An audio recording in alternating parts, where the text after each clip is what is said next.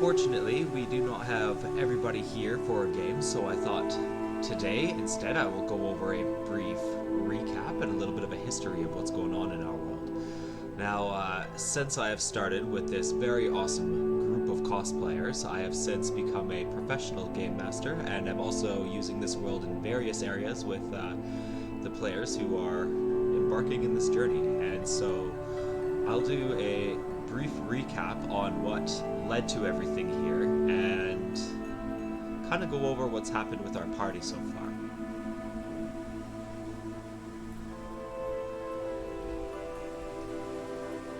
So, to start out,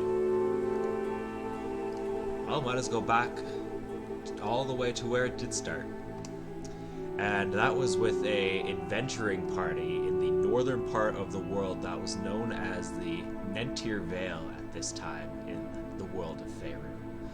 Before us, we see a very young drow monk with ambitions on building a death home. We have a elf who's just very good friends with his halfling buddy Pico, and he's lived a long time, living elvish years in the woods, and of course has become a master bowman.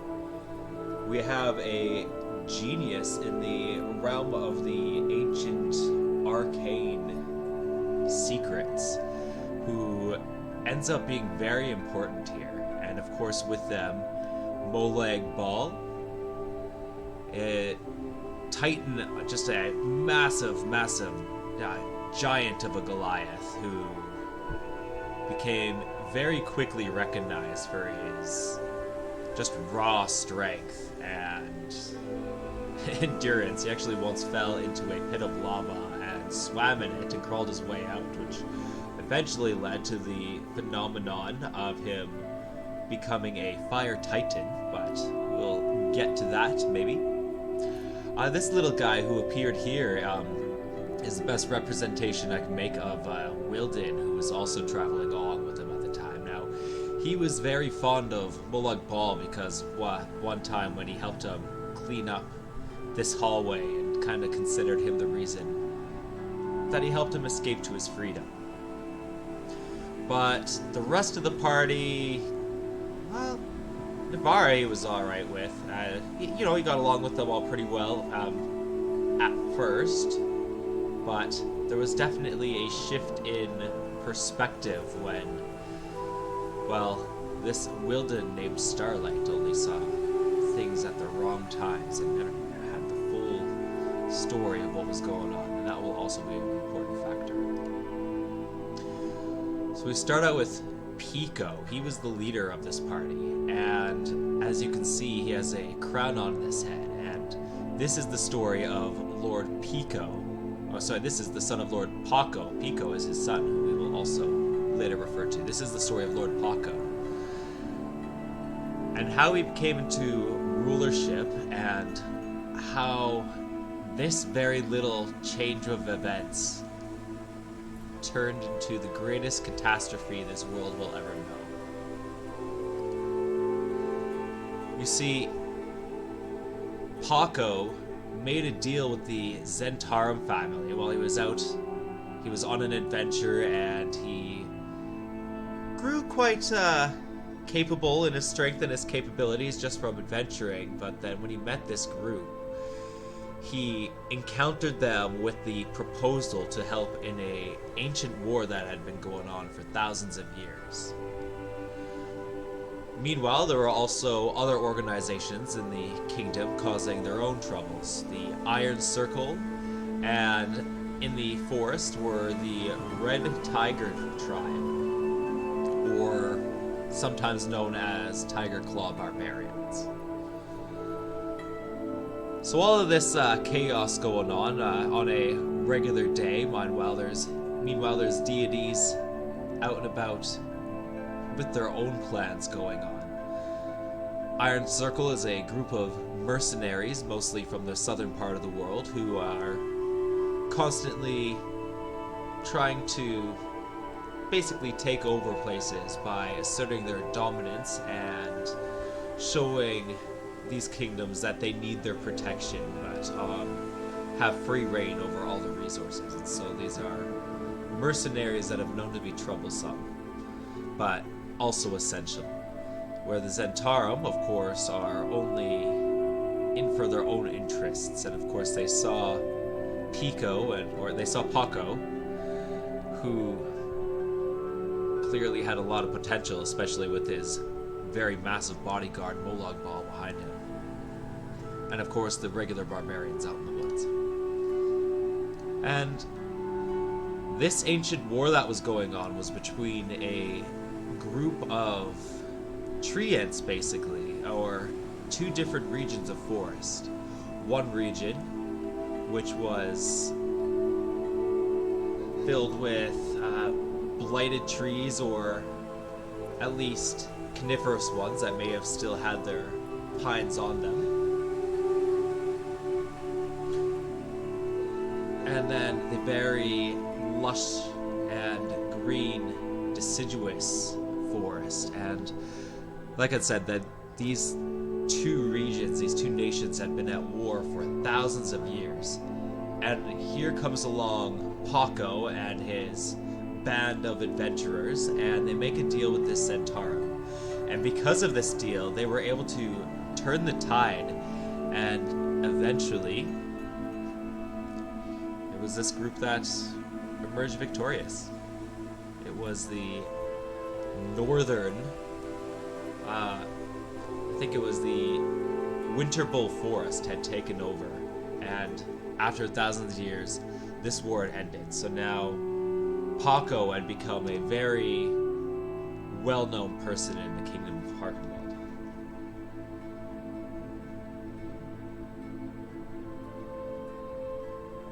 And I'm just going to double check here, make sure that you can all see what I'm looking at. It does not appear this way. It looks like you're all looking at a single screen. I apologize. Okay, how can I fix this? Well, I guess I'll follow along with you. We'll look at the screen this way. I'll just zoom it in for us.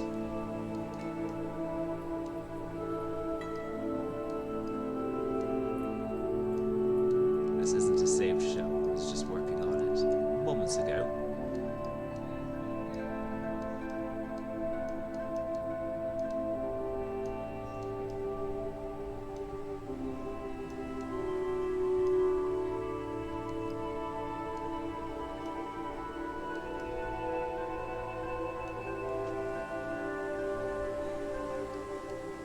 Once again, apologies. I will give you I'll attempt to give you a quick recap on all that again, this time with visuals.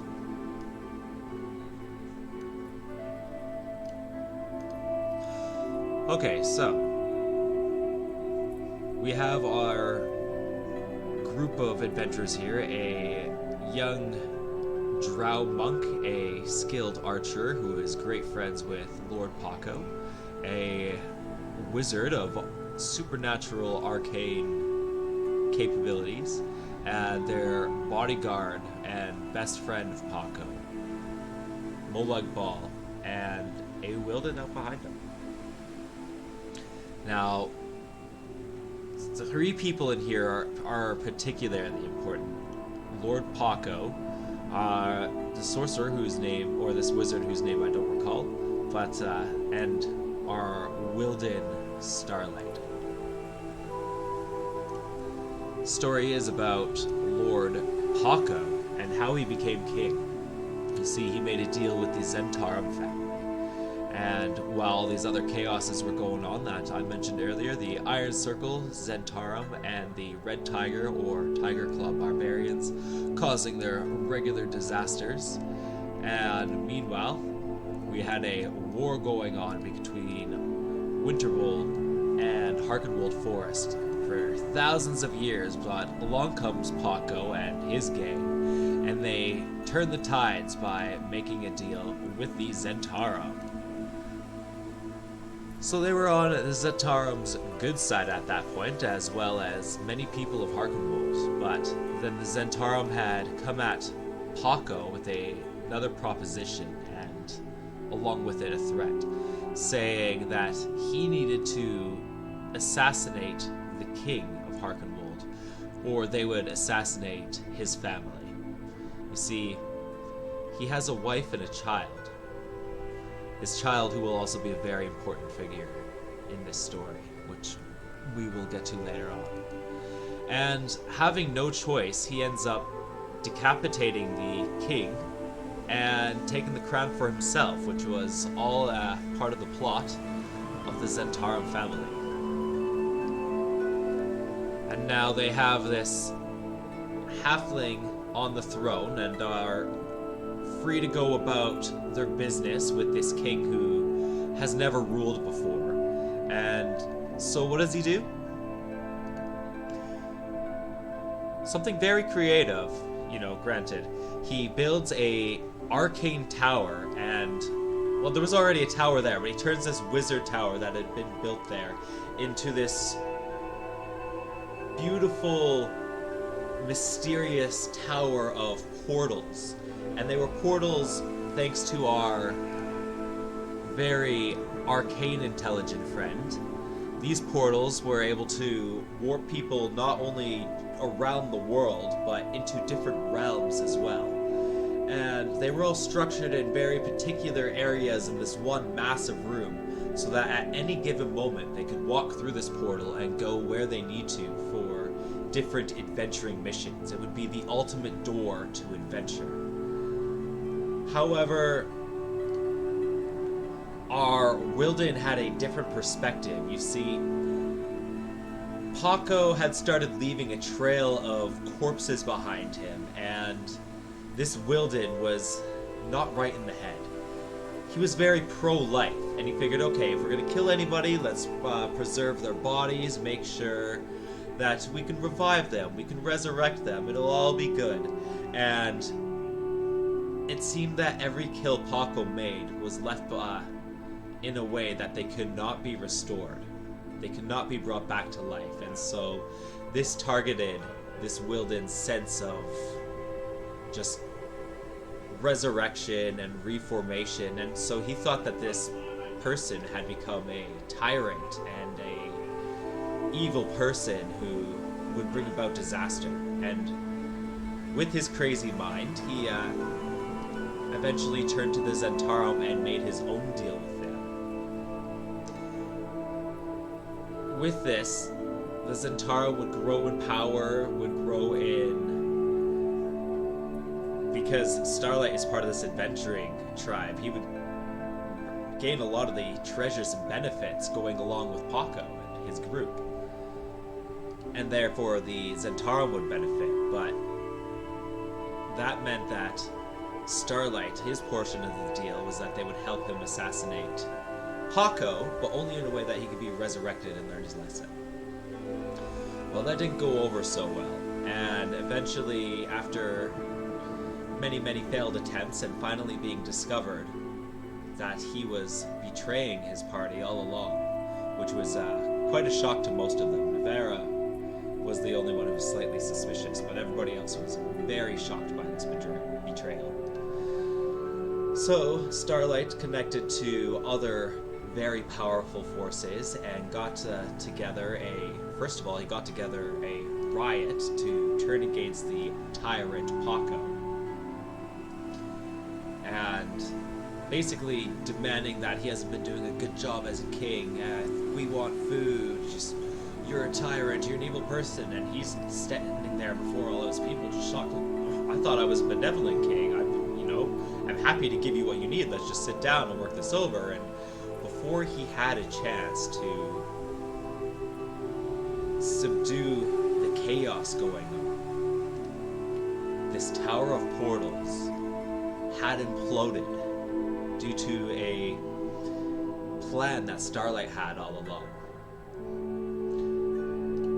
Well, eventually had put together. He put together a bag of holding into a portable hole and had a servant with the Zentarum family and a spy go into this completely unlocked and unguarded tower and put these things together in this room full of portals.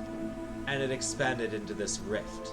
And this rift expanded out into all these portals, and all these portals came together, and chaos was unleashed, and realms started going together, and magic spewed, and eruption. This entire kingdom had soon been devoured, thousands of people losing their lives, others being warped around into various places. Meanwhile, in the Fey realm, mysterious things and crazy phenomenons are going on, as it is a place separate from time, or where time works a little differently. However, even in the astral plane, where time is outside of the concept, is now warping into this rift because of all these portals that this arcane mage had put in this room, and the madness of this Wilden, who thought, yeah, okay, I've now ascended to near godhood, and my god Corlon is going to be able to use this. So all magical items I bestow into you as a gift to take into this rift, which is why over the next few years, and every rift that turns up has a tendency to suck in these magical items, or used to at least, as an offering, and I'll get to that portion in a moment as well. But basically just massive chaos going on, and this rift swallows this kingdom, and for miles and miles out, just land is being shifted, there are chasms being created in the earth, and these rifts are showing up all around the planet, which caused all the lands to eventually shift ultimately, and just tsunamis, tornadoes, volcanic eruptions, absolute devastation, which caused various deities to need to get involved and help keep this planet from absolute extinction. And here is the land that we have today.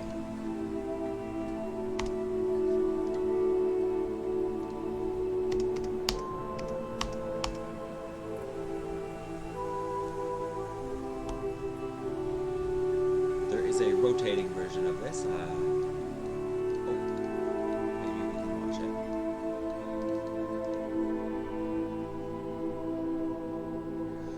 Well, basically, all the lands had suddenly forged together into one Pangea, creating the world that we are currently using in our campaign. And it took 2 years for a legendary hero to close that rift. However, the chaos had already been spread. And smaller rifts had started appearing all around this world, which are still appearing to this day. Some of them are a little bit more controlled than others, which are being used for portals and controlled transport between realms, which can have its repercussions, but certain ones are within lawful borders, while other ones are being used for sheer chaos. Which is where a little bit of our campaign has come in with some of my players in the pro game that I'm running. And if any of you are interested in joining this world, I am on Start Playing as ZenZ. I run a session every Monday and Friday, and with enough interest, I'll be willing to open a third campaign as well. So that is the basic recap of what led to everything, and basically the beginning of this grand campaign. Now, it took 3 years for Pangea to stop. After the rift was closed, all these land masses started shifting and moving around. And after a year, this is what we have now. Of course, billions of people across this globe have lost their lives, and it is by divine intervention on many occasions that there is existence at all. Still millions and millions of people, which is why Port Town, which has now become a refugee city, right around this area, it has become completely overpopulated and unsustainable for civilization. And so different kingdoms need to be built. And meanwhile, on the southern portion of the globe, there is a Isle of Druids which have gone out and cultivated the land over the last few years and created a circle of druids and a circle of farms and just fields so that all the people could come together and work and be fed and survive and just help build this beautiful land to help restore the world, which is actually on almost the opposite side. This is Harkenwold up here where the devastation happened. We'll let it rotate there around a little bit.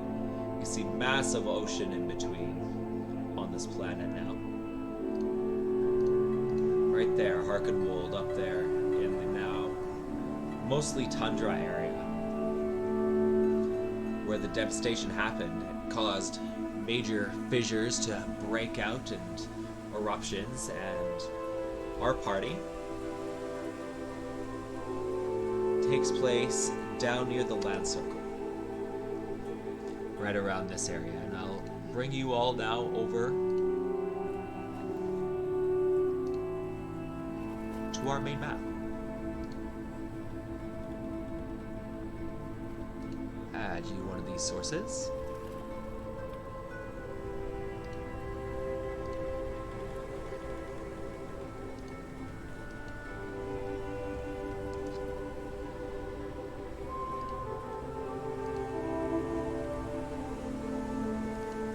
Okay. Yeah, so this is our land circle. I'll show you a kind of idea of how big this whole area is. Just the land circle itself is about 150 miles across, where the druids are mainly focusing to build farms and food to help support all the other kingdoms. Not just in this southern realm, they also have various trade routes that go up to the northern empires. Well, our campaign is based in the southern empires, starting out with Arfi, the Dream Watcher. On one fate-filled night, our party, Raoul, Rhine, Ashlyn, Sylvie, Ren, and Titan all converged at this camp with a druid who was capable of interpreting dreams, and he had just received from his pupil a group of ingredients to help him with this vast ritual. And he used a little divination in the past and knew something was coming, but didn't know that it would come in the form of all of these people. So they have this dream simultaneously, and they see a disaster happening from these creatures known as Nyogi. And they all see it in the form of a totem pole, which is glowing in stars.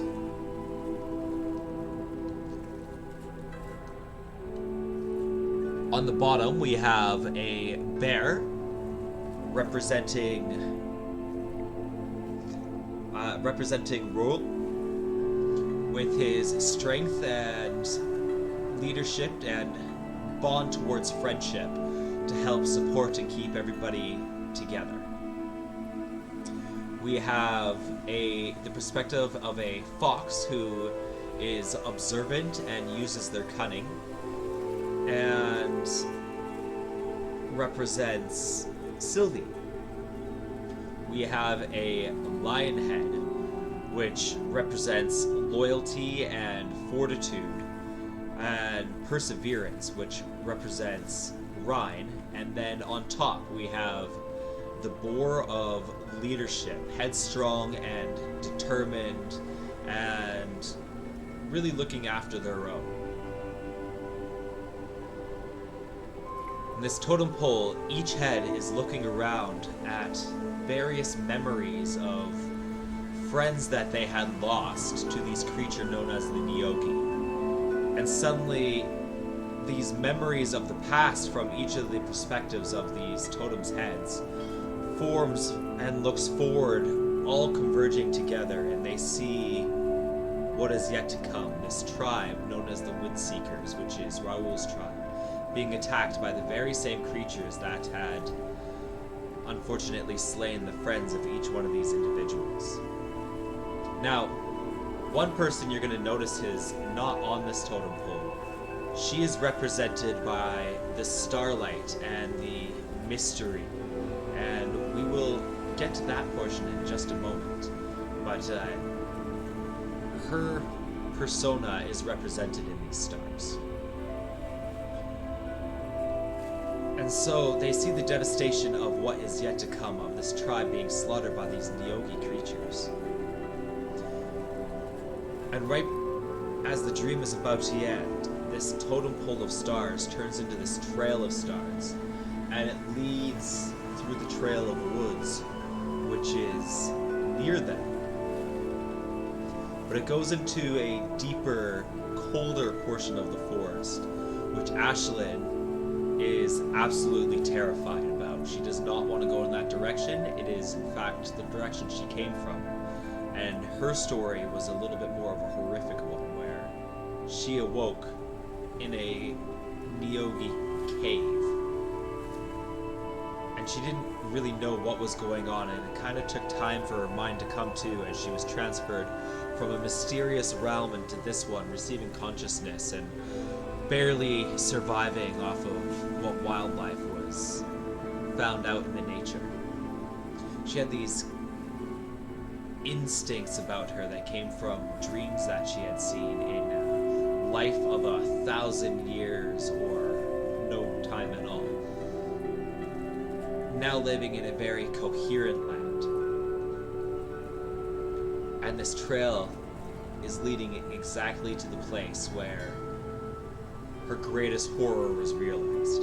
That horror, of course, eventually bloomed and evolved into a friendship and into wonders that she'll never forget. Her favorite memories also entangled with the most dire ones.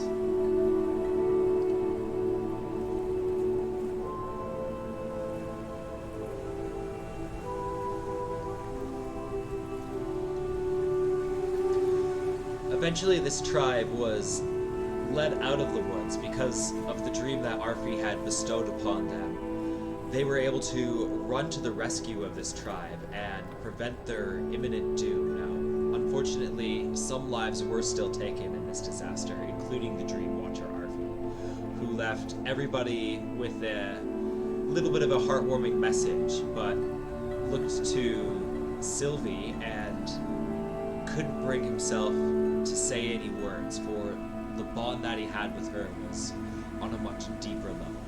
And it's almost as if they were able to communicate without any words being spoken. But that she had an important role to play with these new people. And so they took their tribe to Saloon Temple. The temple that Ren had recently become ordained at, and Ren unfortunately had lost his mentor, his priest, to the Neogi recently, and was given a very important talisman that they actually also kind of saw in the dream. There's just something about this talisman that is connected to Ashlyn and to this trail that they saw. And they don't know entirely what it is at this point. But the first priority, of course, was to save this tribe and get everybody to safety as fast as they can. This tribe, their motto is to go with the wind. And the wind has brought them to Saloon Temple, which is strangely the only place that isn't surrounded by snow right now. And what's strange about that is that it shouldn't be snowing in this region at all. On the way here, they had to face various ice elementals, misfits, even a wisp, and just various dangers, but it was very snowy in a time where this portion of the globe should be summertime. But But at least they were able to get everybody to safety. Now, there is a little kobold traveling with them, known as Carter. He's a very charismatic kind of individual. He's also a carpenter and wants to help everybody out there, but sees a few beauties in life and tends to get a little bit distracted here in the back. There's no time for that because we got to get all these buildings up. We got some volunteers. That is some good news, but oh dang, what is this? A rioting mob of people? Who are all these people? He's overwhelmed just by this sudden mob that has come after him, demanding that they help him build these buildings. And of course, they were all sent there by our party, promising that he would be able to help them, based on a bit of a deal that they made with the city, thanks to this party helping take care of a major rat problem.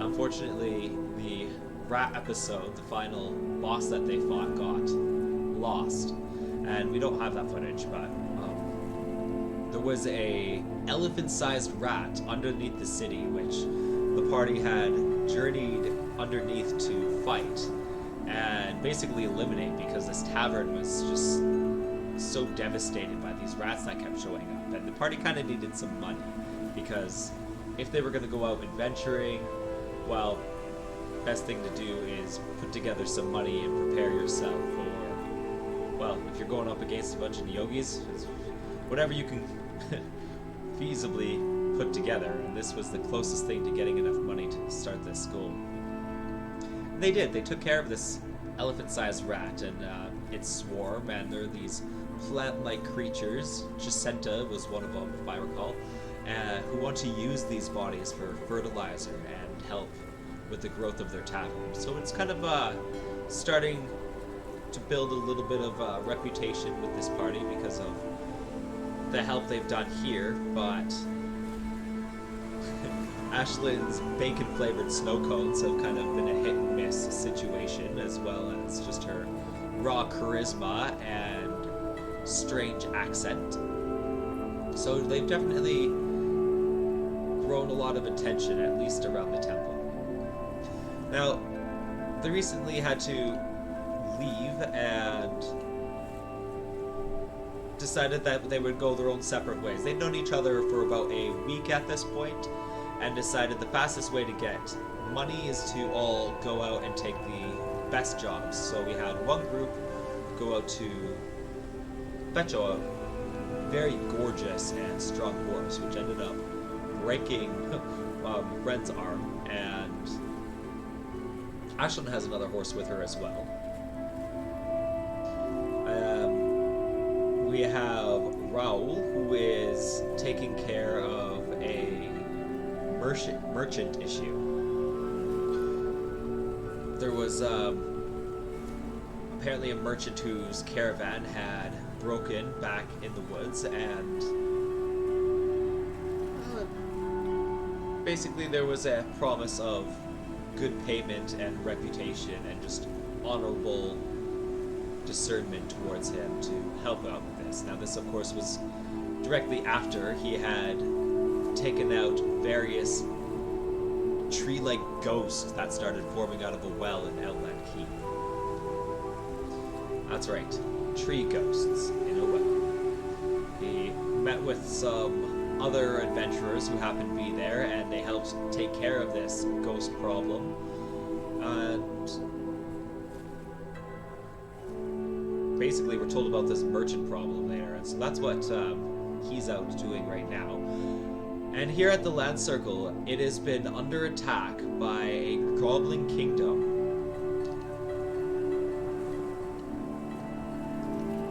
Over the past 6 months about, these goblins have been taken route to attack the Land Circle and try and basically pillage and reap all the goods and harvest everything that the Land Circle has worked so hard to build. And they're very strict about stealing. You could easily lose a hand if you're caught stealing a lot. Which still happens, of course. I mean, it's a massive portion of land. It's hard to monitor, but they can, of course, it's filled with druids. They can speak with plants. They have birds in the sky that can watch. It's very hard to steal from, but when you're a group of goblins, they don't care as much. And recently, they have just started one of their most major attacks. And this is where we're going to get to. You can see various tokens here are kind of on the side protecting the land circle. Many of these are just simple commoners that need protecting, and just a massive army of goblins approaching. And this isn't just 1, 2, 3, 4 goblins attacking. I mean, this is a representation of squadrons and forces approaching this portion of the land circle to try and... Well, there's two main granaries that they can easily get to without crossing the river. But even then, if they were to come around, this granary is quite open as well. But goblins will be goblins. We're not sure what's going to happen. That'll be our next session. So that is where we are with our Southern Empire and main campaign that has been the focus of this stream. As I'd mentioned, I am also a professional GM using this very same world. And here is a flat map of the land of the Nentir Vale in the formation it is now.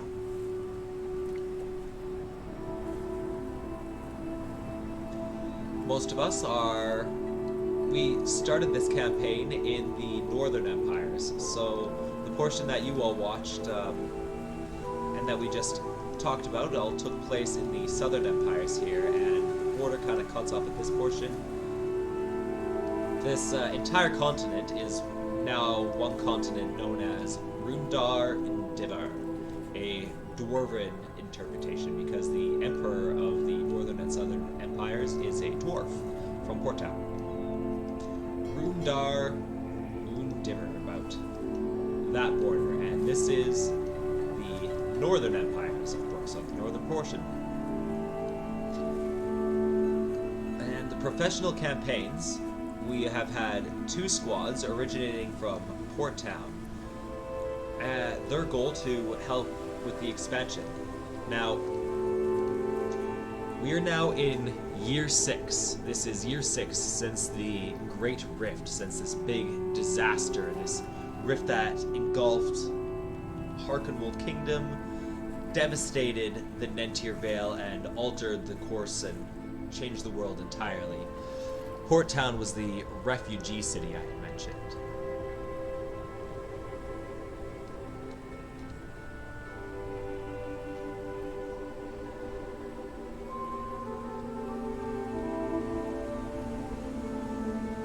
Each one of these, you can see I have various names and districts for our main focus of the campaign, which is Port Town, which has that is where our Dwarven Empire resides, but it's also where various lords have come together from all around the world. You see, this is a refugee city, and after all of this devastation, people kind of just wound up there because Port Town miraculously remained intact after all of this devastation. So,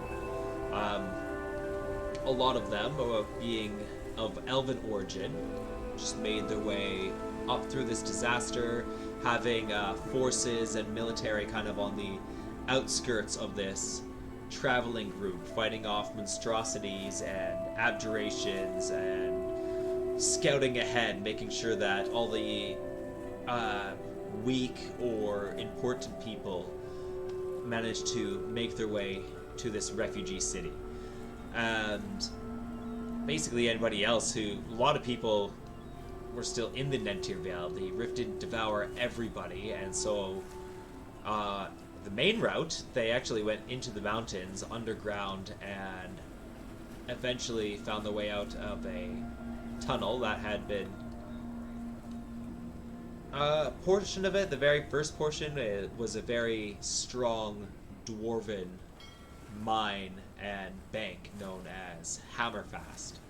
And so they traveled through Hammerfast, which led them into the Underdark, and they took the Underdark through the mountains and escaped into Port Town. And of course, the rest of the land is in chaos.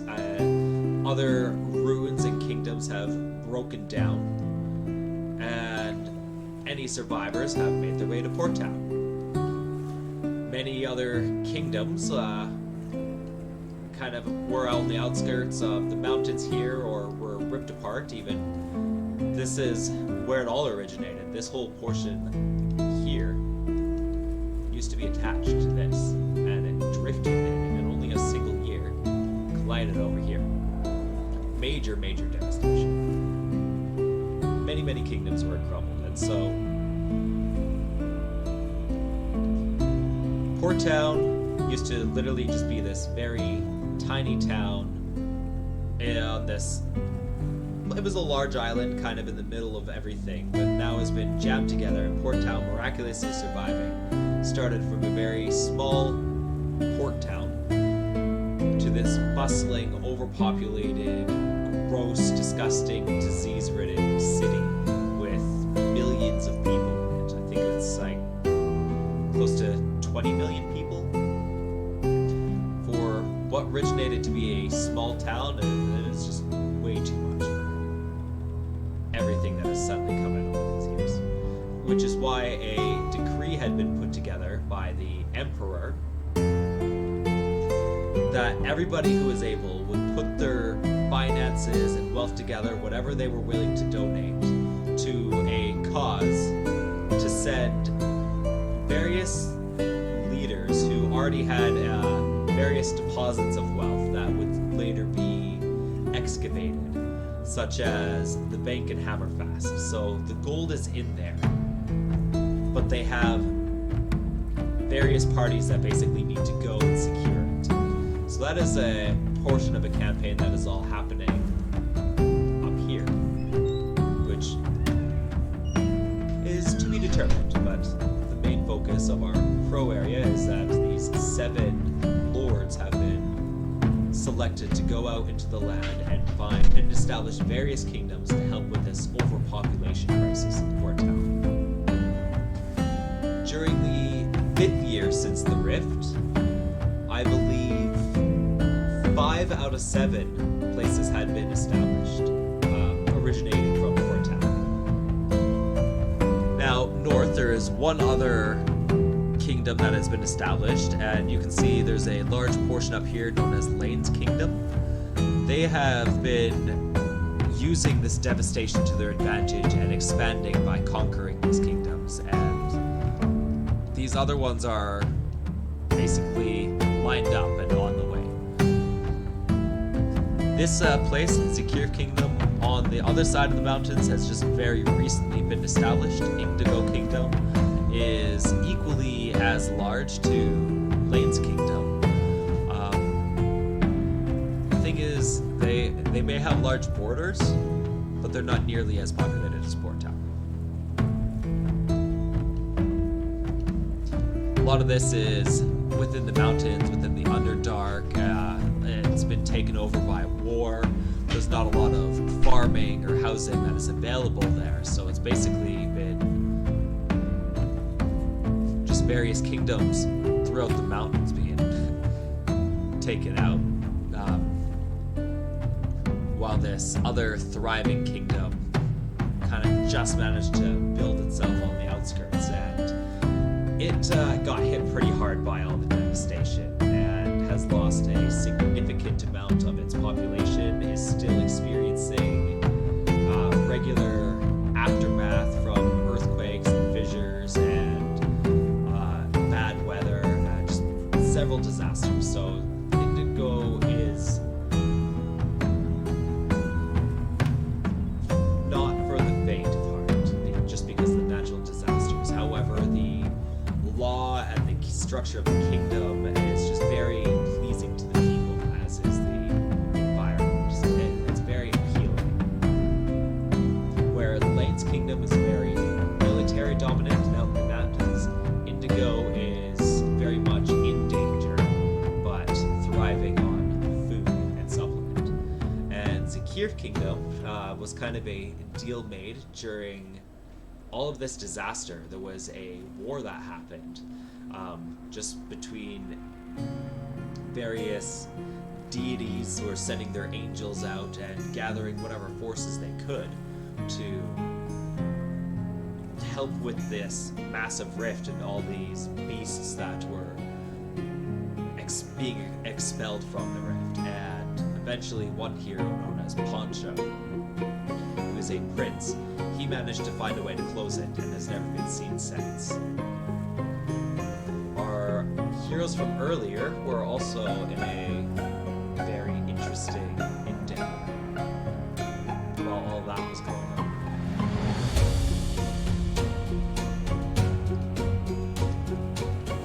I just might have a bit of a representation.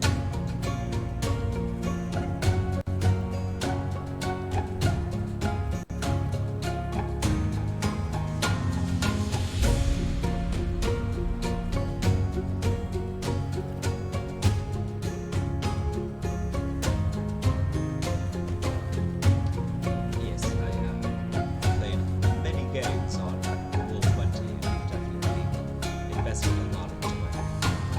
Arrow Pyramids. This is a campaign that took place 20 years from now, and that as well I was still kind of getting used to being a DM. It was definitely a bit more frustrating for players at the time, but yeah, it's been, I think I've been a Game Master for 11 years, coming on 12 years now. Mostly building on this campaign and this setting. The final battle. Spooky Starlight Tower. So,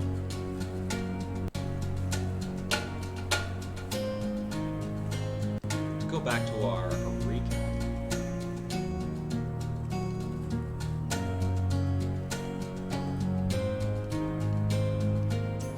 Starlight, the Wilden, has grown with this adventuring party, and most of them have reached just incredible powers and basically near godhood. Navera, the drow, has the legendary story of being able to uppercut a purple worm into the sky 100 feet up and having it die from the impact of gravity, while Molag Bal basically wound up and bam, smashed it downward into the ground as it was falling from Navera's uppercut. So Molag Bal eventually, we'll do him last, you know. This guy basically just became the world's greatest archer, with the greatest perception, and he went beyond the wisdom of most individuals, beyond even the most intellectual elves. He studied magical books to help his brain ascend, so he was definitely, close to godhood in that sense. Paco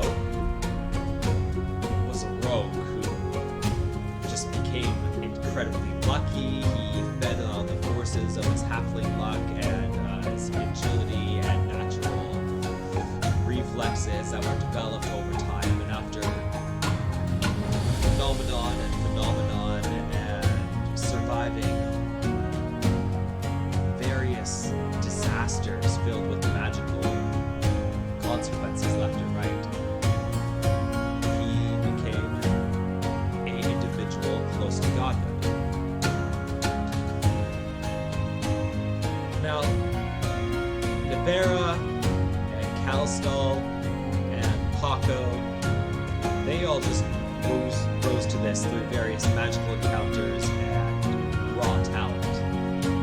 Then we had our mage.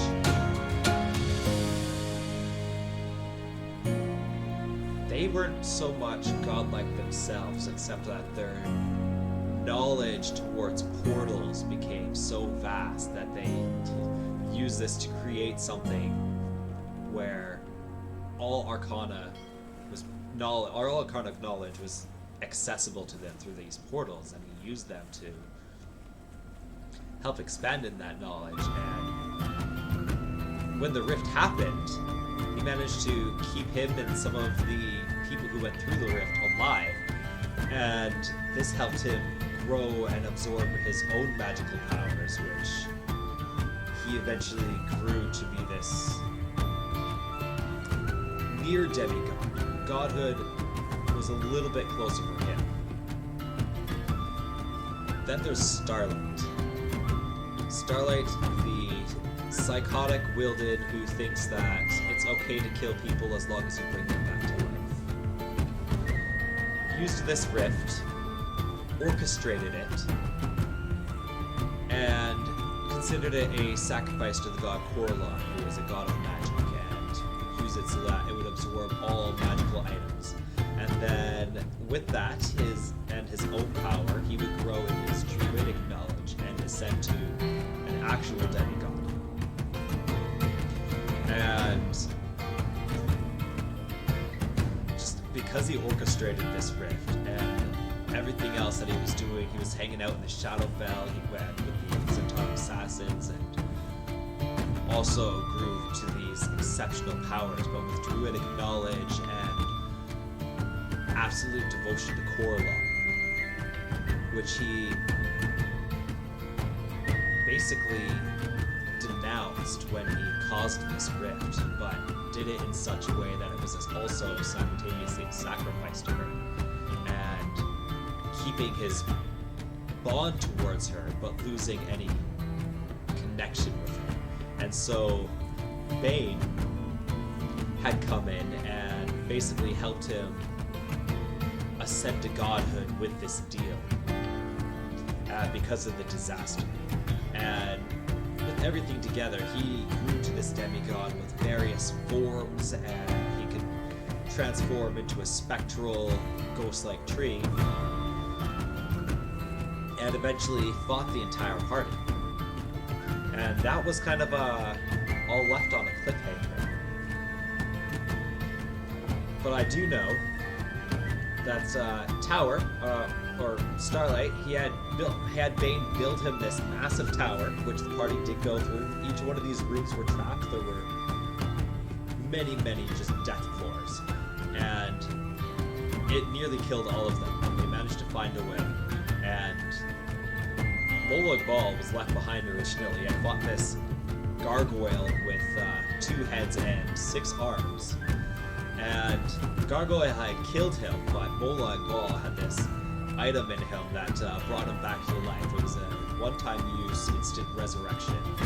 So it brings him back, and then he transforms into this titan, this lava titan, because of that time he fell into lava, kind of magically enveloped into who he became. And so with this magical seed, with all of his experiences, he evolved in this massive titan, and in less than 10 seconds, he managed to pulverize this, it was like a 30, 40 foot giant gargoyle with all these arms, 2 heads, 6 arms, and he just turns into this titan and just crushes him in 6 seconds. Meanwhile, the rest of the party is running towards this tower to take down its defenses. And once they did that, everybody goes into this tower just to go up, go up, go up. Okay, we gotta take down Starlight. Our goal is to kill Starlight, who's at the top of this tower surrounded by birds. This whole thing is plants and life and growth and birds. He likes transforming into a peacock. It's and he does it quite powerfully too. He can now turn into a giant peacock that flies like an eagle, and just as he does, it causes a burst of energy that can harm his enemies. But that's just one of his many tricks that he can do as a now demigod. Molag Bal definitely was very vital to getting everybody through this massive obsidian tower, and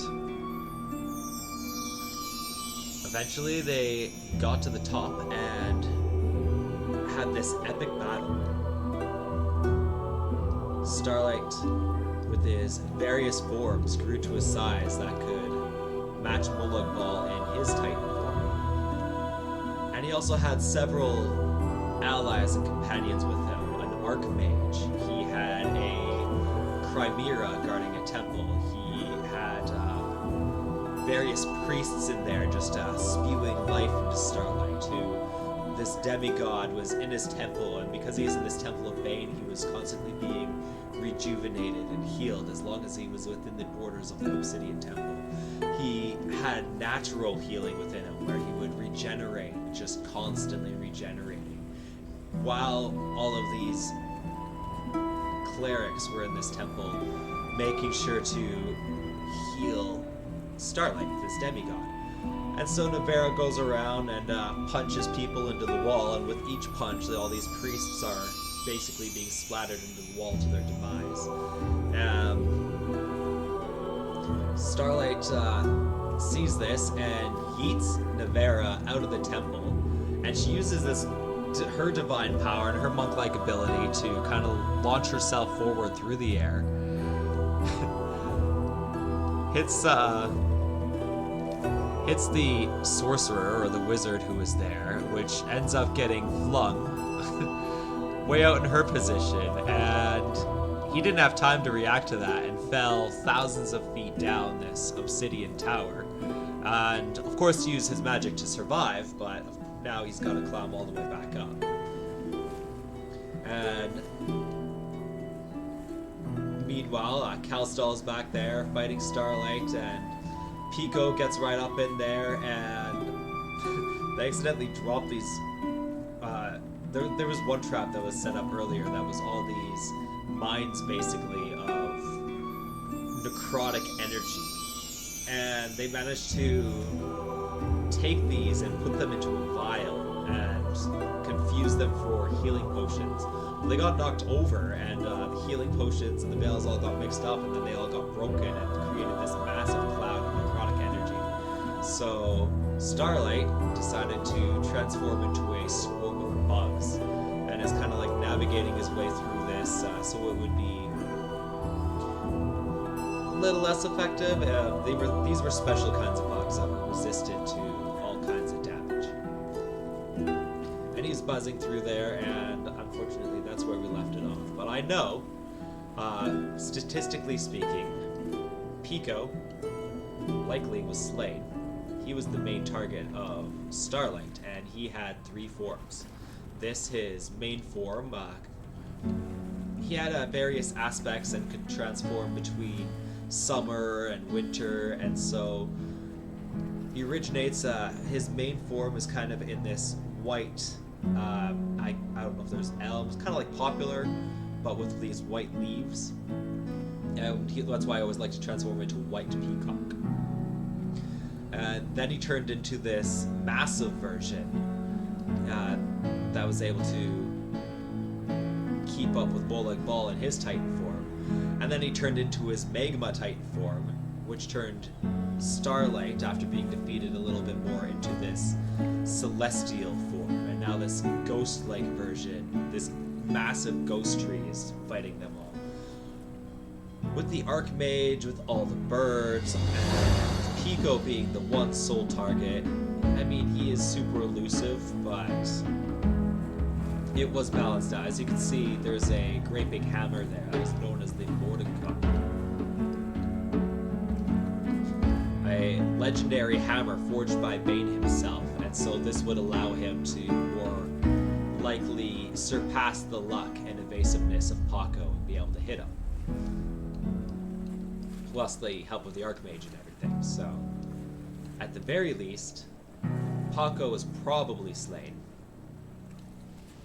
Starlight would have been slain to the part where he would have had to retreat his avatar permanently into the astral plane, where he now kind of sits in the throne room of Corlon, who has now been vanquished by Bane. But then Bane was vanquished by Molag Bal. The party who was left of it, take out Pico, and maybe the wizard got back in time, but yeah, Paco would most likely been slain, and then Molag Bal would have likely had the finishing blow, and ghost titan versus this lava titan fighting on top of this 1,000-foot high obsidian tower, surrounded by birds, all kinds of birds. And eventually, this treaty is slain, and there is victory brought upon this tyrant who caused this rift. And with that, it wasn't over. Molag Bal continued, and his once patron Bane, he turned against him to prove that he was stronger, and vanquished Bane and ascended to godhood. So he is a demigod much stronger than Starlight at this moment. So that was a massive triumph for that party. Kalstal and Navera have never been heard of since. Paco, his name is still quite known. He's known as a tyrant, as the one who is the cause of the rift. It wasn't directly his fault, but he was definitely in charge of building this tower. Meanwhile, while he was in charge, Zhentarim forces were working behind his back and scheming, and crime was erupting and growing, and the Iron Circle mercenaries had gone without any focus at all. So this mercenary group had expanded, and they'd taken over what they could, while the barbarians were actually a part of the deal to help with the war that had originated. And so basically all these chaotic forces are now just expanded because of Paco and him killing this once benevolent king, taking his crown, building this magical tower. And so one of the leaders, his name, oh yeah, you can see the tower here. There was, there were lots of vines, and we got our magma titan here, Molag Bal, versus first version of Starlight. Oh, that says bug form. He is currently in bug form.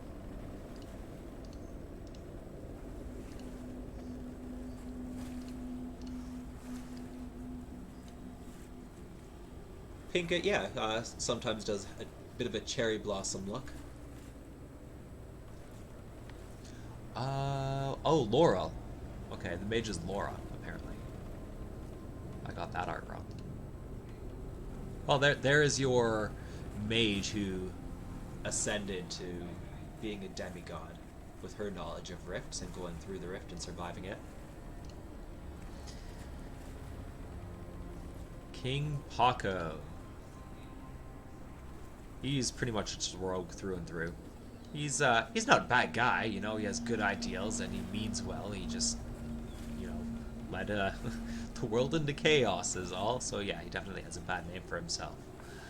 The legendary Navara, the one who who was able to uppercut a massive purple worm 100 feet in the air.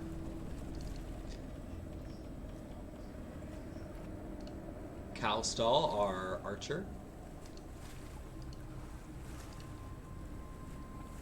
Deity Molag. That's quite dark.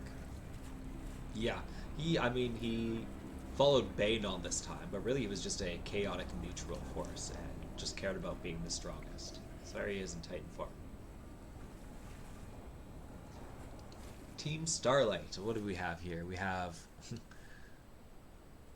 Bane himself, who was fighting Corellon in the astral realm. So while all this devastation is going on, this rift is open, Bane is fighting Corellon.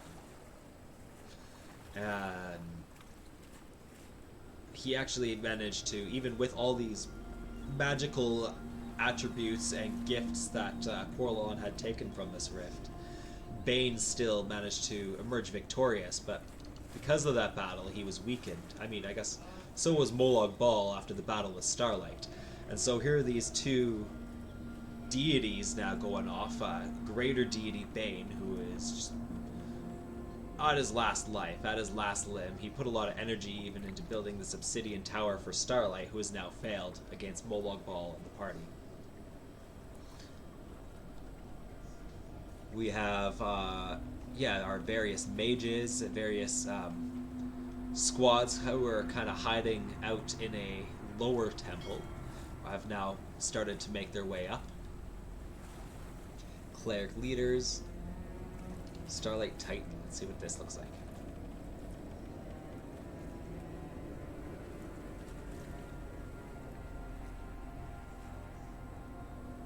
Oh, of course.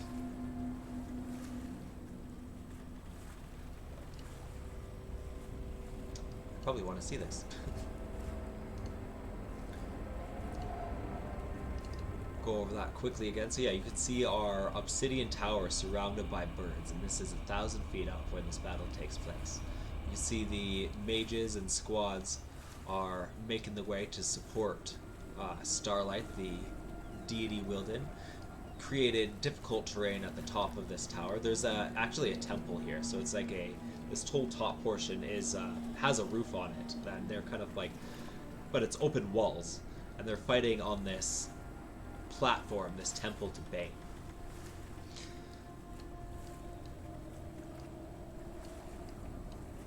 Molag Bal, there's his Fire Titan versus, which started with Starlight, who's in bug form when we last left it off, but you see he has like in this form he's got his little cherry blossoms up. He's very much a yeah, has a lot of white leaves most of the time. Very flamboyant tree druid. Versus this Fire Titan. Of course, in first form, he's still just a smaller druid, and that's all they know, but he has a lot of tricks up his sleeves. Created these roots, he turns into a peacock that flies by and causes a thunderous wave to everybody who goes around. Lots of ways to fight everybody. Molag's probably, yeah, he's only in his large form at first. And eventually, Paco is defeated, just with all these forces, while Navarro goes around beating up all the priests.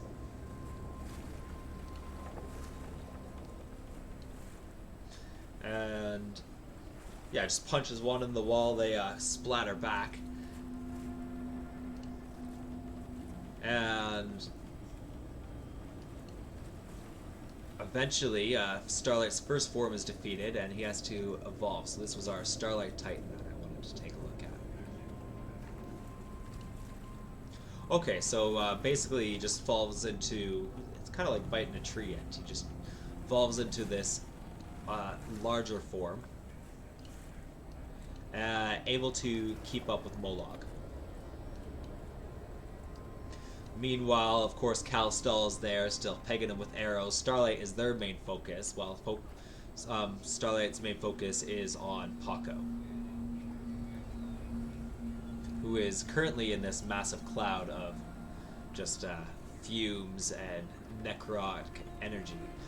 And here's what I think is going to happen. I don't think we're ever going to finish this battle, but here's what I imagine happened. After this battle, all the mages were killed by being punched into the walls by Navarra, the monk, or yeeted off, even including a lot of these guys. So Navarra, she got yeeted off and had to trade places with Calstal with a monk ability, which you see, or with with Laura. So she's falling, but she has ways to survive. Featherfall, but it's still going to be a 1,000-foot climb upward. So what I think is going to happen is, obviously all this backup and support is going to get to Starlight first and help him heal, so he's doing all this fighting while constantly regenerating, but eventually gets defeated a second time. And that second time is when he evolves into a more spectral form, a ghost tree, and just pours out terror everywhere he goes. But his main priority is still life. And he's still, which is ironic because his main focus is to kill Paco. Because Paco kills in ways that doesn't allow for resurrection or reincarnation or anything like that. So eventually, with this spectral form, with the Mordenkaw still flying around, with all these other birds helping Starlight out, with all this healing, Paco is slain. And Molag Bal, who has also been very beat up at this time, evolves into his Lava Titan and dukes it out with the final form of Starlight. Now, at this point, I think Laura has probably made her way back up the tower, now knowing what all the traps are and what they have in store in there. She finds her way up and is also able to help eradicate the threat that is Starlight and have him forced to leave to the astral plane. So that's all what was going on behind the scenes while this rift was going on in this world, creating all this devastation and lands going around. There was a massive battle of these lesser deities, and then also a greater battle of greater deities, particularly between Bane and Corellon. Well, so that is kind of the history of everything. I guess to just go back to our pro campaign. You can go. Thank you. Here we are. So what has happened? Year 5. 5 out of 7 kingdoms were established. Through these means, before they were entirely established, there was a confused party that I'd gone through, known as, eventually to be known as the Dragon Ladies. But they gave Port Town misleading information. And they knew that these goblins were getting ready to attack the Land Circle and start a war of goblins versus the druids. But they said that Port Town was about to be invaded by a force of goblins, and they said that it was going to come from... Well, basically, they just threw out some random facts, and the people they were telling kind of figured, oh, it must be coming from Harkenwold Forest. So one of the generals kind of put together all the people of Port Town that he could to go and start these preventative measures against this supposed invasion that was coming to attack. And so one party scouted out, and just as this group of soldiers and adventurers was on their way to fight against these supposed goblins, which were actually supposed to be originated from the Goblin Kingdom, one of the generals had left one squad behind, but they had also already had scouts come back and determine where they were going to settle. First things first, everybody had to contribute to this war. Only one place has officially declared where they were going to settle, but that hasn't happened yet. Or it hadn't happened yet. And eventually this army goes out through the desert, through the Mediterranean, through the hills, through the savannah, miles and miles to travel to this once war-ridden, now peaceful land and provoke a fight. And they provoke a fight with a demon-possessed suit of armor. What? I don't know if that was... Well, I think they ended up running into these cultists who were chanting this name of this Froz Blue, Froz Blue, rise. This demon, this absolute destructive devastation of a person they were trying to resurrect. And so one of the party members in this army starts a fire in these woods and completely disrupts this ritual, but they also start a forest fire. Well, long story short, they make their way back, and eventually that war continued. So while a battle was going on, from one of the seven generals, just sending out constant armies to continue attacking where they had originally attacked. Unsure of why they aren't seeing very many goblins. There's a few, but it's definitely not a goblin army. But they've already started this war and intend to finish it. That's at least one of the generals. During that time, everybody else had abandoned this Port Town war and continued with their original mission to go out and try and settle new territory. Zundoth was the first place to be settled. This was another dwarf who was the general with a dwarven paragon or king. And so they have the biggest head start, is this dwarven kingdom within the mountains, which is good because there's gold there, it's close to a river. I think I have a good river one. That's apparently not it.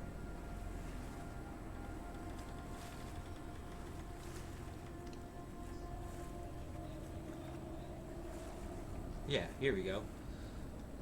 Zundoth, it has gold near it, it has a river somewhat near it. They could build an aqueduct to get to the river there eventually. And they're dwarves, they got tons of stone around it in these mountains. Really good for them, but it is heavily possessed by ghosts right now. There was a kingdom here previously that has been destroyed due to the cataclysm and rock slides and the rift and monstrosities. So there's a rune of kingdoms, and the mines are basically all a sanctuary to these ghosts. So they don't get access to that gold until they deal with the ghost problem. One of the generals up here, and that kingdom is now known as Zundoth. Noroquasir. This is an elven kingdom which was already established, and it managed to survive partially. It was definitely heavily devastated due to the rifts and tsunamis and the ships and the tornadoes and just all the destruction going on, which is why everybody was forced to retreat to Port Town. But now that things have started to calm down a little bit, at least enough that if the Land Circle in the Southern Empires is able to send druids out and establish land, and we're able to send these settlers out, let's go back to our original home and just try to restore what once was. Very traditional group, and this time it's going to be led and in such a way that it is for elves only. This is a strictly elvish city. And it doesn't matter what kind of elf. All types of elves are welcome. It's just you must be an elf. Half elf is allowed. You may be a half elf. You're still an elf. But you can't be half orc. You can't be human. Strictly elf. That one was kind of settled in the and established in the secret. So one of the generals, they took their funds from this declaration that the emperor had made and said, yeah, they used those fundings to help restore their original home, which is totally fine. It's still helping with a major portion of the population. Because not all the elves originated from here. There's a larger group. So this place, they did have a large casualty with everything going on, but they're definitely going to be able to replenish with the various elves that have shown up in Port Town. Another scouting party had scouted in an area that was very vibrant in grapes. They found various grapevines, and it's close to a river. It's in some good grassland. There are some trees nearby as well, actually, which is surely, you can see, yeah, some of the resources on that one. But we won't look there too long. Oh, we also won't look there too long.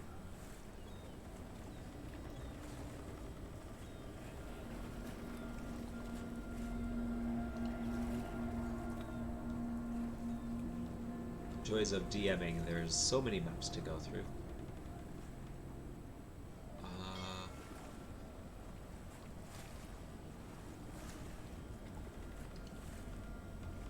be this one? Yeah, here we go. So you can see there are various grapes and there are fish here. It's close, but it's not super close to any kind of trees, so they actually had to spend a lot of their money just to have supplies to even start building a keep. There's not really any production material for this kingdom, which is a bit of a miscalculation on their part.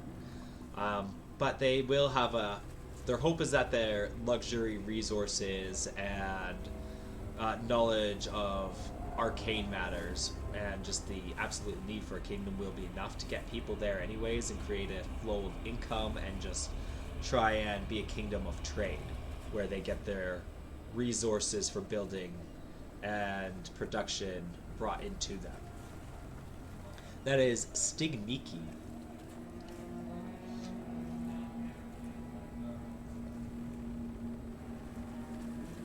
I'm wondering if I should go over the leaders of all these places.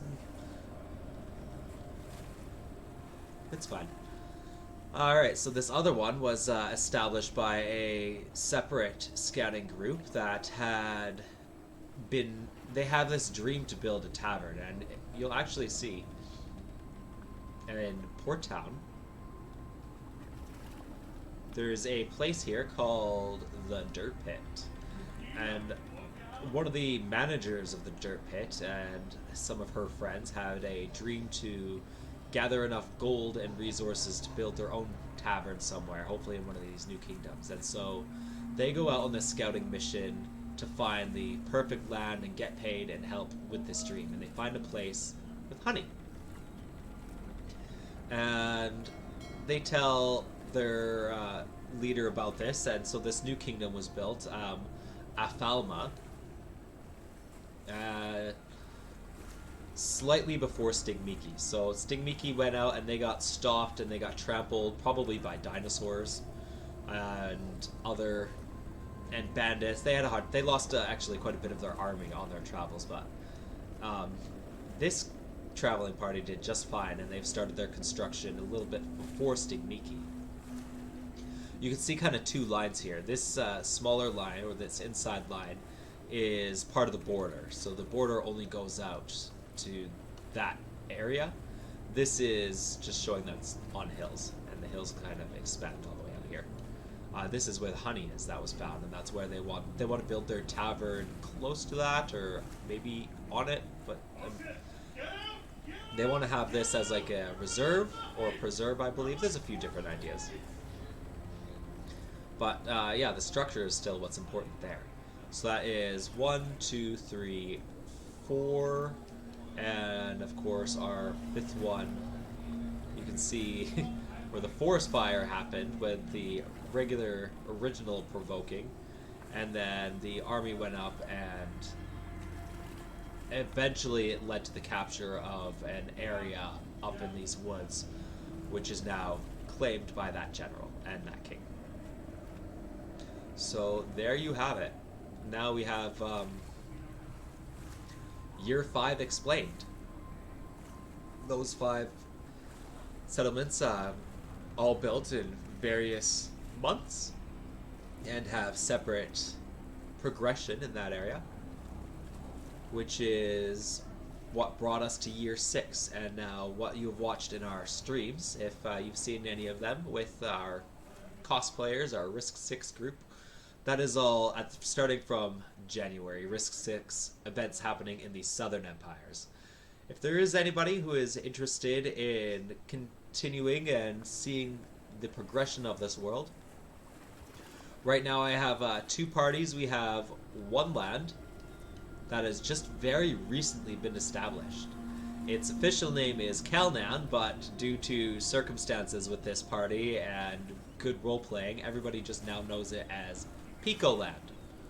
Right, Pico. I had brought that name up a lot. I meant to say Paco, I kept saying Pico. Here is the confusing difference on that. Pico is the son of Paco. Paco the Tyrant. Paco the one who helped fund the Tower of Portals. His son is one of these 7 generals. And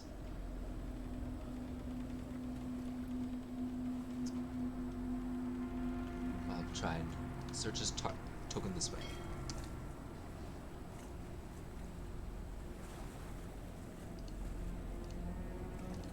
Here we go.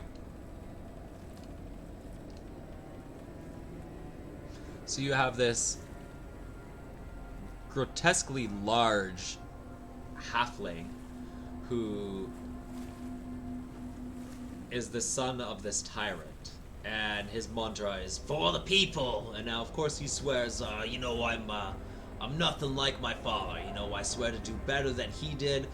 He didn't care about anyone. All he cared about was his magic, and look what that led to. That led to the death of all the people. No, I care about the people.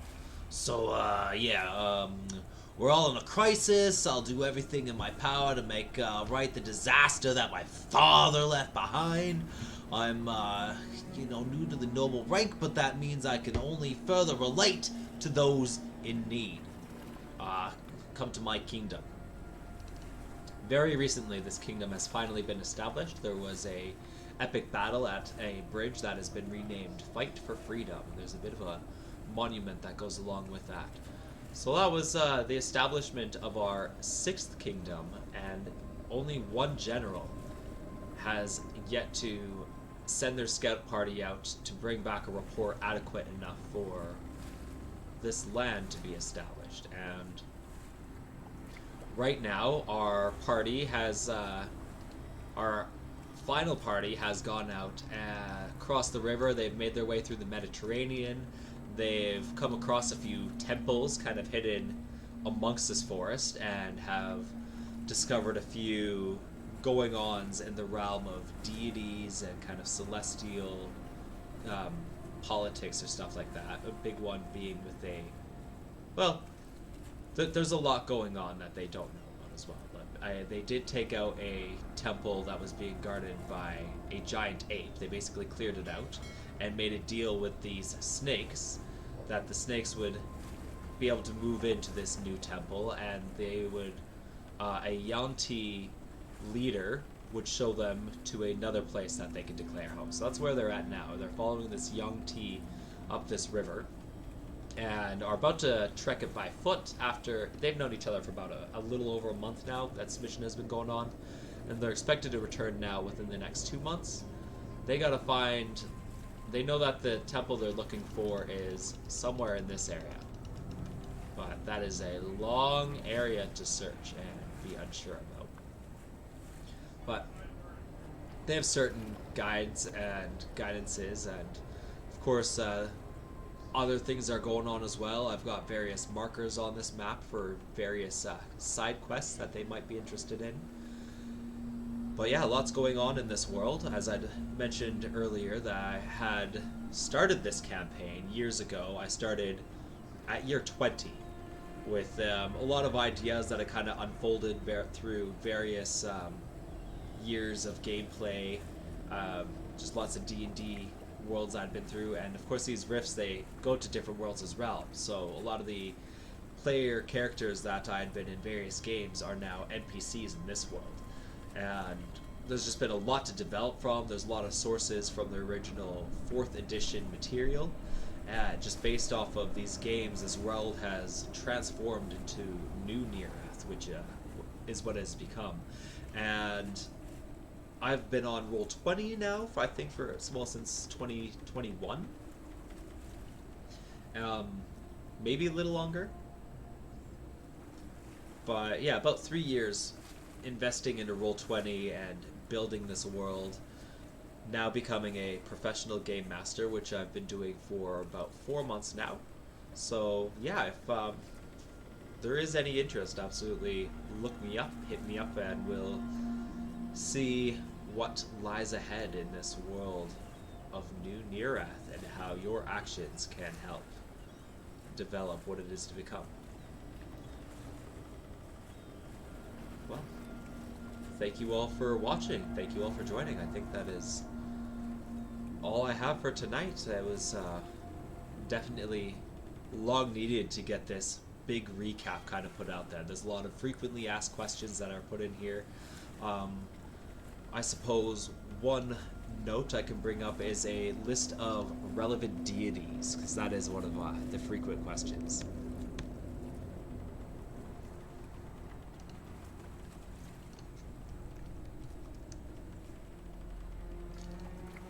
Okay, so our notable deities of Nirath: Avandra, Noble Frontier, okay. Bahamut, the lawful good platinum dragon. Korlong, who has been defeated, was a very important portion of this. Um, Erthis, Aeon. So most of these are the Forgotten Realm pantheon. Of course, the other major pantheon would be the Faerun pantheon, as well as a little bit of the Roman and just various deities in that sense.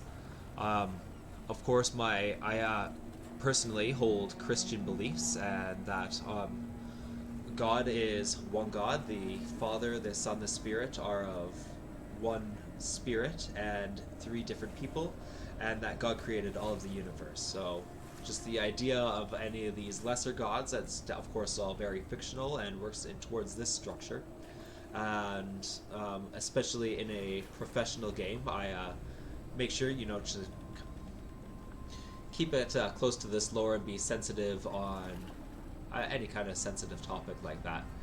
Um, but some of these relevant deities in this world, we have Kord, a paladin god; Melora, god of the sea; Moradin is also a god of dragons, but kind of rivals him; Pelor, the god of light; the Raven Queen, which is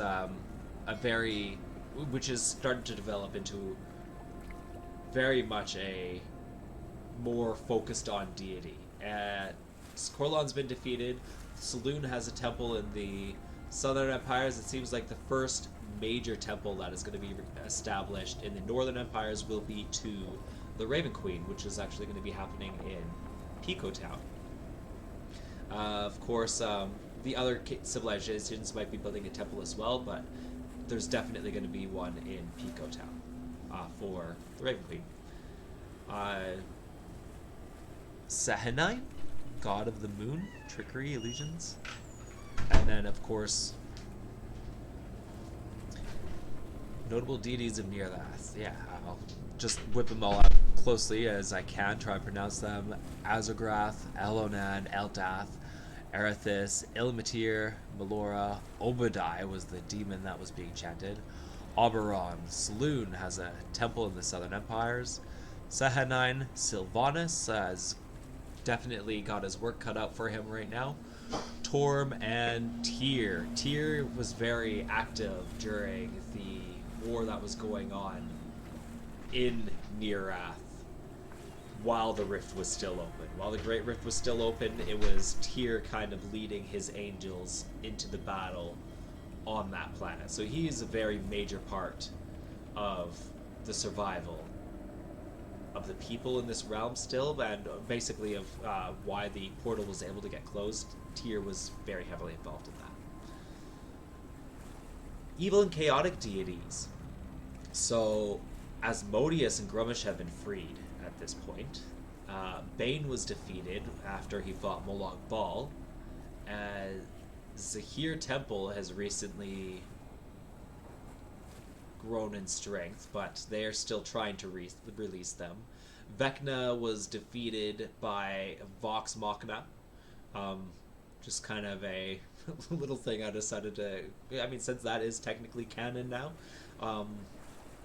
anything Vox Machina that's happened in Faerun is relevant to the deities and stuff, and so in Nirath, since that deity is still applicable to those ones, Vecna has been defeated.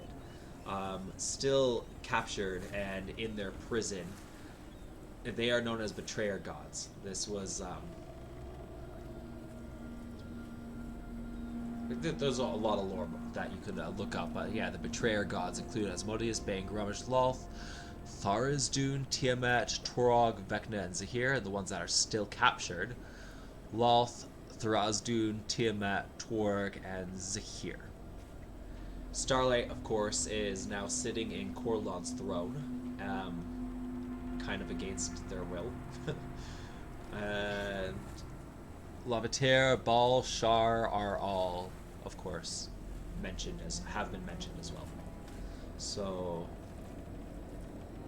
yeah, if you're creating a character and looking to follow a deity, if you know anything on the religious matters in these realms, then those are definitely some really good ones to look at. Those are deities that I can work with. Now, be cautious if you're going to be a deity of Saloon, because they have recently, in my lore, made a deal with Eldath, and so they have to practice being more passive. They are not allowed to bring harm towards any humanoids. That doesn't mean they're not allowed to be involved in combat. They can still heal, they can still use clerics, or still alter the realm, make it difficult for enemies, but they cannot directly bring harm. So if you are creating a character and have Eldath or Saloon as deities, just keep that in mind. Otherwise, there are still various other deities that would probably work just as well as like a main focus. So definitely something to keep in mind. Also, of course, I have on Discord, there is plenty of information on there based on the realm that I've been developing over these 3 years as well, kind of alongside Roll20. Any party that has come along has helped develop this Discord. Story-wise, I have lots of recaps that have been posted in there, and I'm constantly working to improve on this server and grow as a professional DM. Wow. Thank you all for joining, everybody. This was, yeah, a very much needed recap. And yeah, have a great weekend. God bless you.